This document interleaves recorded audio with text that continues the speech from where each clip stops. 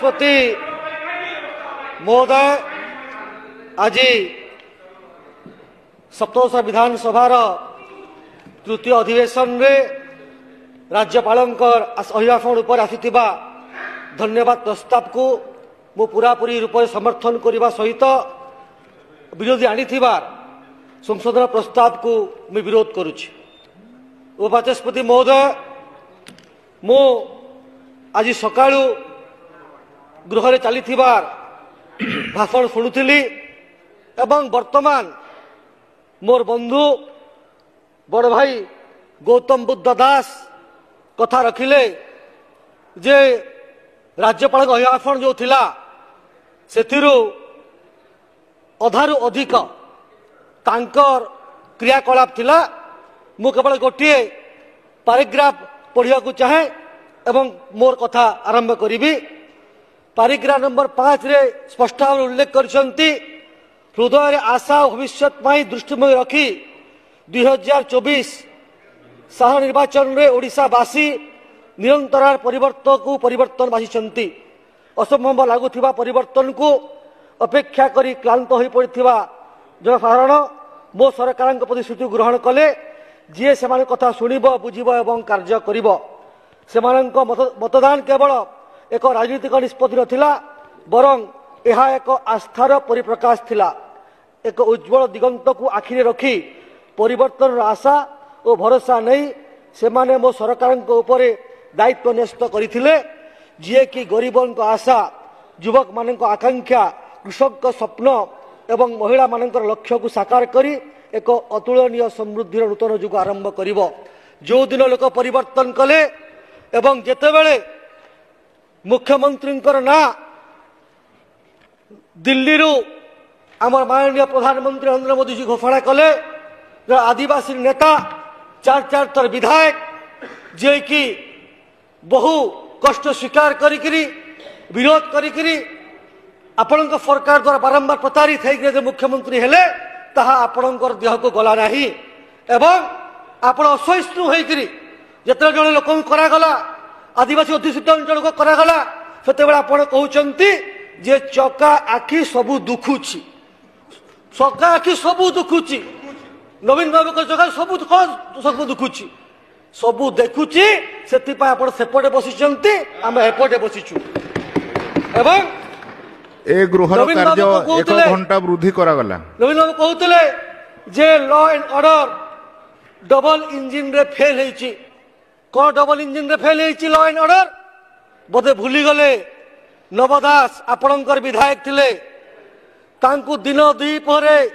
ସରକାରୀ କ୍ୟାବିନେଟ ମନ୍ତ୍ରୀ ଥିଲେ ଏବଂ ଦିନ ଦ୍ୱିପହରେ ସରକାର ଦ୍ୱାରା ସରକାରୀ କଳ ସାହାଯ୍ୟରେ ପୋଲିସ ଦ୍ୱାରା ପୋଲିସ ବନ୍ଧୁକରେ ପୋଲିସ ଗୁଳିରେ ହତ୍ୟା କରାଗଲା। ଏବଂ ତାଠାରୁ ଦୁଃଖର କଥା,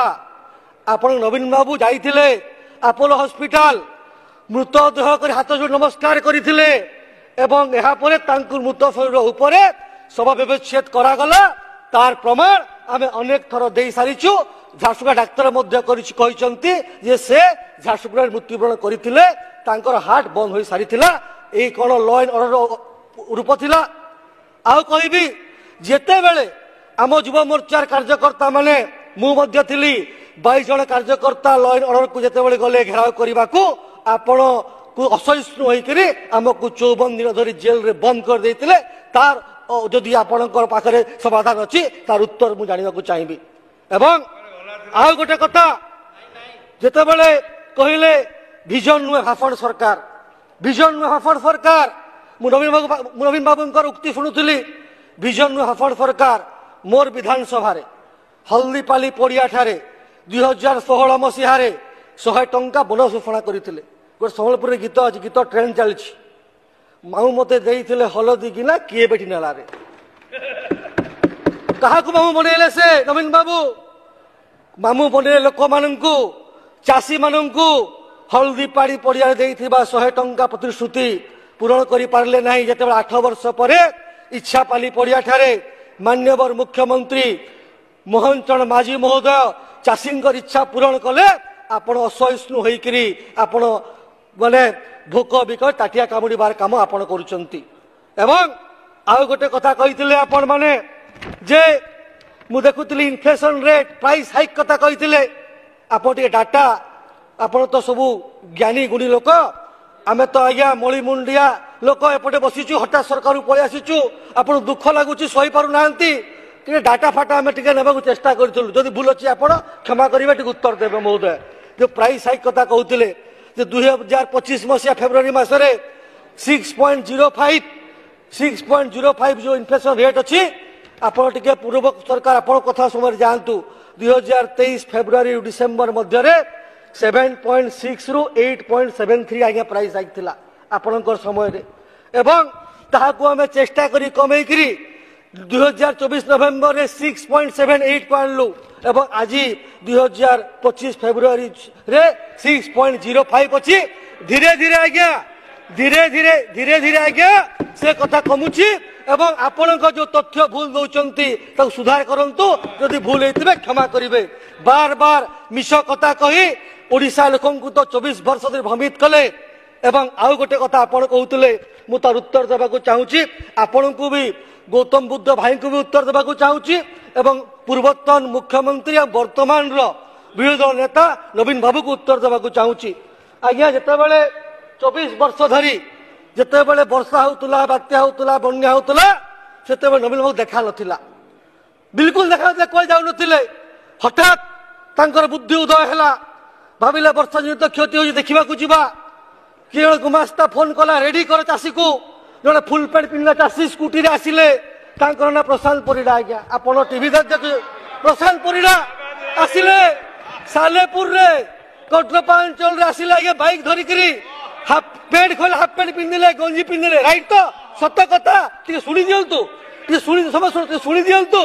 एवं ब्लू शर्ट खोली जेतेबेले कांदीबा एक्टिंग करी फसल धरी गले नवीन बाबू आखिर लुह गड़ी पड़ला एवं जेतेबेले आमे पैसा देवा घोषणा कलु सही न पारिकी अदिनिया वर्षा टाका पैसा दिया आम सरकार 2024 मसीहा डिसेम्बर मासर अदिनिया वर्षार फसल नष्ट जोगु 16टी जिल्ला रे 4,92,350 जन चाषी को 178 कोटी 28 लक्ष टंकार सहायता राशि प्रदान कला आपण जदि एथिरे किछि भूल अछि आपण कहंतु जेतेबेला पैसा दउचु चाषी पाखरे पैसा पहुंचुची आपण को बाधुची जेतेबेला हम 800 टंका बोनस दउचु चाषी खुशी अछंती जेतेबेला आपण 100 टंका देई पल्ले नहीं आपण को फटा बाधुची एवं जेतेबेले आ गोटे तथ्य मु रखिबाकू चाहूची जेतेबेले गत बात्या दाना समय रे जेतेबेले हमें पैसा देलु लोकन पाखरे पहुंचला दुईटा पर्याय रे 93 कोटी 46 लक्ष टंका प्रथम पर्याय रे ता परे परे 300 कोटी 14 लक्ष टंका द्वितीय पर्याय पहुंचला एवं सबुठारु बड़ कथा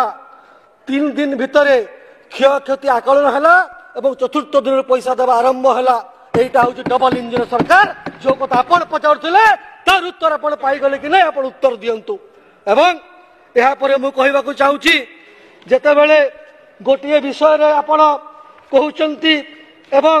तार आपण उत्तर पाई पारु नाहंती किंबा मिथ्या कथा कहि भ्रमित करिया चेष्टा करूचंती सेतला आपण को बहुत बाधुची मु देखुतली प्रसन्न आचार्य जेतेबेले ताका फोन रखुतिले एवं तांकर कथा कहउतिले मु सुनुतिली सेतेबेले से कहउतिले जे महात्मा गांधींकर कथा महात्मा गांधी आउ गोटे कथा मध्य कहितिले जे truth is by nature self evident सत्य सर्वदा ही सिद्ध सत्य थिले बिना प्रमाण रे ताहा सत हो जाए गौतम भाई बाहर को पळेले सत्य सिद्ध हो गला ती सुनंतु भाई बाहर कहीं जाउचंती सत्य सिद्ध हो गला जेते बेले आपण सही पारले नाही सेते बेले आपण एलिगेशन लगाइले जे आमे महिला माननकु किछि करि नाहु आपण चिंता करिथिले केबे जे गोटिए कोटी महिलांकु 5,000 टंका लेखा वर्ष को 2 थर सीधा फलक अकाउंट रे पड़िबो जेते बेले महिला टीएर छुआ पढ़ा को जाई पारु नाही स्कूल एडमिशन रो कथा अछि जेते बेले स्वामी किंबा ससुर बेमार पड़ी छोट व्यवसाय करिवार आरंभ करिवार अछि 5,000 टका केते मूल्यवान एवं जेते बेले एलिगेशन लगाइले प्रयोजित कार्यक्रम कले एसएसजी मां मनु को आनी करी राजन स्तरे लेले आज ये लक्षपति दीदी करार कथा आम कहलु बाधुची एपाई बाधुची से माने तो महिला मानू एसएचजी ग्रुप माध्यम इकोनोमिकाली फाइनेंशियल शक्तिशाली कर पारे ना केवल केवल नवीन बाबूंकर मीटिंग रे गुमास्तांकर मीटिंग रे पोस्टर लगेबार काम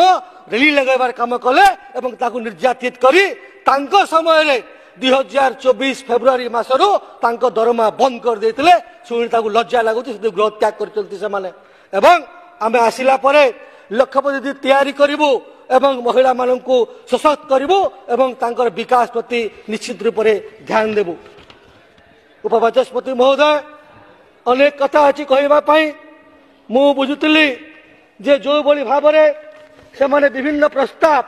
आनिछंती जदि आपण गोटे गोटे करी जदि तार हाथ गणति करिवे ताहले आपण देखिबा को पाइबे जे जो कथा नाही से कथा को मध्य लिखिबा को समाने पश्चातपद करि नाहंती जेमिति लिखिचंती जे राज्य रे बेआईन लघु खनिज पदार्थ खनन जोगु व्यापक राजस्व हानि घटुथुला 16 नंबर पॉइंट लिखिचंती आज्ञा जेते ताको चोरा बाली कारबार बंद हो गला जाजपुर रे पानी भितरे डंगा रे पसी बाली बाहर को बाहर करी चोरा चालान करुथिले